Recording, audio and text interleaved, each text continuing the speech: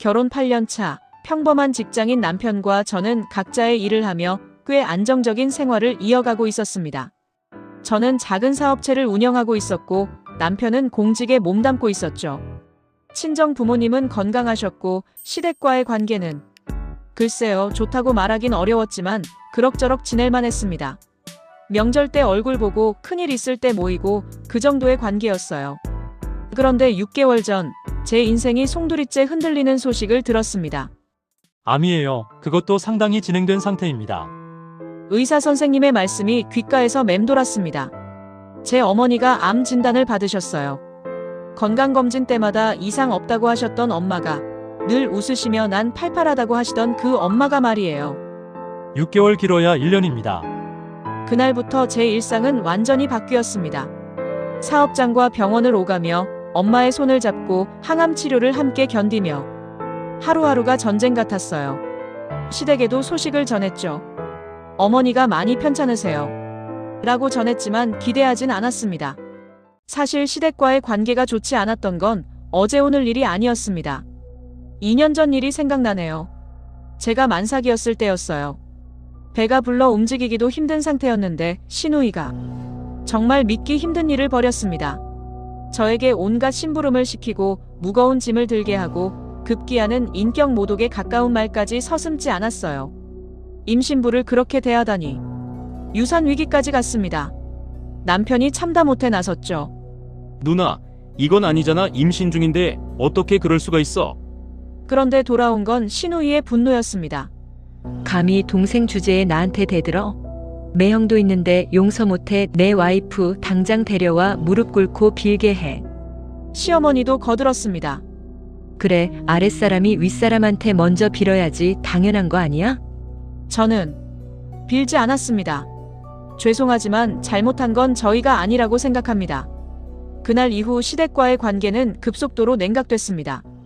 엄마의 투병은 6개월 동안 계속됐습니다. 처음엔 희망을 가졌어요. 항암 치료가 효과를 보이는 것 같았거든요. 엄마도 괜찮아질 거야 라며 웃으셨고요. 하지만 암은 잔인했습니다. 서서히, 그러나 확실하게 엄마의 몸을 갉아먹어갔어요. 입원 기간이 길어졌고 엄마는 점점 말라가셨습니다. 그 밝던 웃음도 자주 볼 수 없게 됐죠. 얘야, 엄마가 미안해. 너한테 짐만 되는 것 같아서. 무슨 말씀이세요, 엄마? 전혀 짐이 아니에요. 거짓말이었습니다. 몸은 지치고 마음은 무너지고 있었어요. 하지만 엄마 앞에선 절대 내색할 수 없었습니다. 그 긴 시간 동안 시댁에서는 한 번도 병문안을 오지 않았습니다. 그리고 엄마는 가셨습니다. 6개월의 투병 끝에 조용히 가족들이 지켜보는 가운데 눈을 감으셨어요. 사랑한다, 우리 딸. 엄마의 마지막 말씀이었습니다. 세상이 무너지는 것 같았어요. 아니, 정말로 무너졌습니다. 제 세상의 절반이 사라진 기분이었어요. 장례 준비를 시작했습니다. 남동생과 남편과 함께 정신없이 움직였죠. 시댁에도 연락을 드렸습니다. 장모님께서 돌아가셨습니다. 장례식은 모레입니다. 공식적인 예의를 갖춘 연락이었습니다. 장례식장은 조문객들로 붐볐습니다. 엄마를 아끼던 분들이 많이 오셨어요. 친정 친척들, 엄마의 친구분들, 이웃분들 모두 엄마를 애도해 주셨습니다. 그런데 시댁 식구들이 보이지 않았습니다. 시간이 흘러도 조문 시간이 지나가도 그들은 나타나지 않았어요. 저녁이 되어서야 시아버지 한 분만 오셨습니다. 혼자서. 정말 미안하구나. 시아버지는 거듭 사과하셨어요.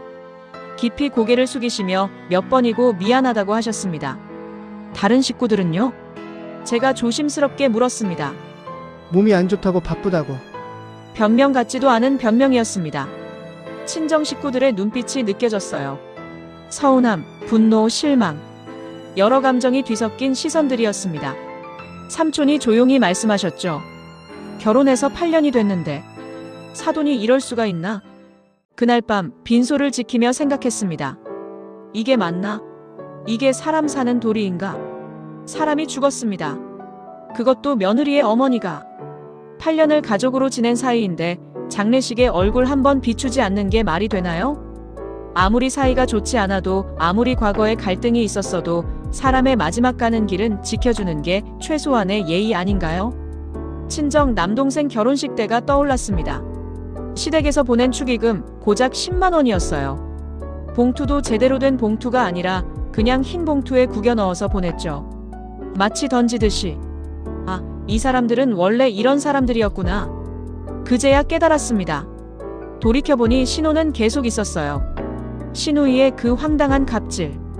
임신한 저를 유산까지 몰고 갔던 그 사건. 그때 신우이가 했던 말들이 생생합니다. 전업주부가 뭐가 어때서? 너희가 돈 좀 번다고 잘난 척하는 거 다 보여. 질투였던 거예요. 남동생 부부가 경제적으로 안정되고 올케가 사업에 성공하는 걸 보기 싫었던 거죠. 심해부도 마찬가지였습니다. 영업사원으로 일하는데 실적이 좋지 않다고 하더군요. 반면 저희는 사업이 잘 되고 있었고 자격지심, 그게 전부였던 겁니다. 상대가 잘 되는 걸 축하해주지 못하고 시기하고 깎아내리려 하고 그런 사람들이었어요. 장례를 치르는 3일 내내 시댁 식구 중 추가로 온 사람은 없었습니다. 엄마 발인 날, 그날까지도 시댁 식구들은 보이지 않았습니다. 친정 친척들이 수군거렸어요. 저 집안 참 사람이 죽었는데 어떻게 저럴 수가 있어? 8년을 며느리로 있었는데 장모 장례식을 그렇게 대하다니. 저는 아무 말도 하지 않았습니다. 변명할 수도 하고 싶지도 않았어요. 엄마를 보내드리고 집으로 돌아왔습니다.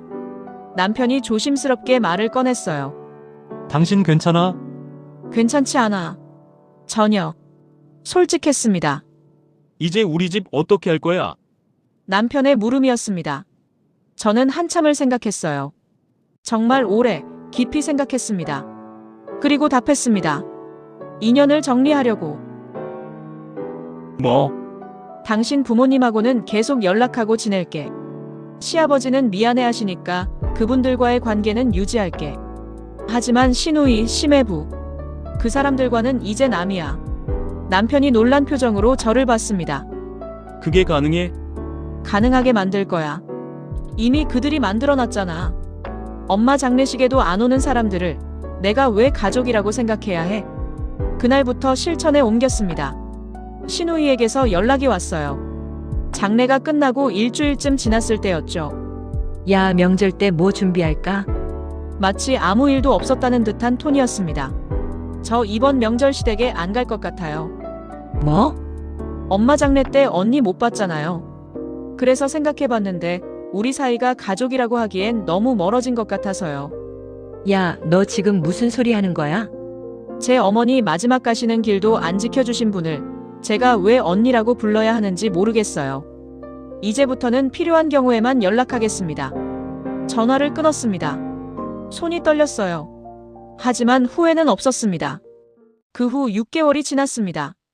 시댁 대가족 모임에는 가지 않습니다. 명절에도 시아버지, 시어머니 두 분만 뵙고 인사드려요. 신우이나 심해부와는 완전히 연락을 끊었습니다. 그들도 더 이상 연락하지 않더군요. 어쩌면 그들도 편한 걸지도 모르겠어요. 처음엔 친척들 사이에서 말이 많았습니다. 며느리가 시댁 식구들 자르다니. 마음대로 떠들라고 신경 쓰지 않았습니다. 남편은 제 편을 들어줬어요. 당연한 거야. 나도 그때 정말 화났어. 여보 미안해. 엄마가 떠나신 자리는 여전히 크고 아픕니다. 하지만 엄마 덕분에 깨달았어요. 진짜 가족이 누구인지. 혈연이나 법적 관계가 가족을 만드는 게 아니라 진심 어린 마음과 행동이 가족을 만든다는 것을. 이제 저는 제 진짜 가족들과 저를 소중히 여겨주는 사람들과 함께 살아갑니다. 그리고 그것으로 충분합니다.